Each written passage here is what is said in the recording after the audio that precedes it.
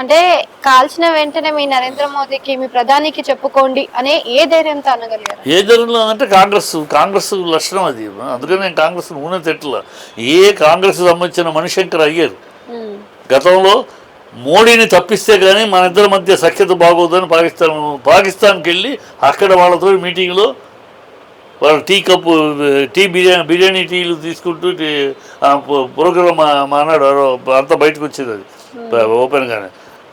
మోడీని తప్పిస్తే కానీ మన మధ్య బంధాలు బాగుండవాలి.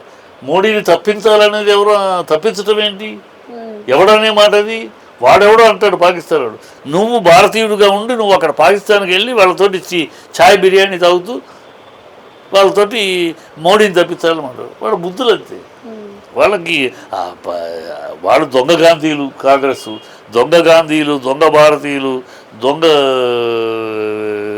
గాంధీలు, వాళ్ళు దొంగ హిందువులు, వాళ్ళు అన్నీ డూప్లిసిటీనే, ఏది ఒరిజినల్ లేదు. కనుక వాళ్ళకి ఈ దేశం మీద, ఈ దేశ కల్చర్ మీద, ఈ దేశ ఉన్నతి మీద, ఈ దేశ ప్రజల మీద ఎప్పటికీ మమకారం లేదు. అని అందుకని ఎప్పటికప్పుడు పాకిస్తాన్ భాష మాట్లాడుతూ ఉంటారు రాహుల్ గాంధీ. విదేశాలకు వెళ్ళి ఈ దేశాన్ని విమర్శిస్తూ ఉంటాడు.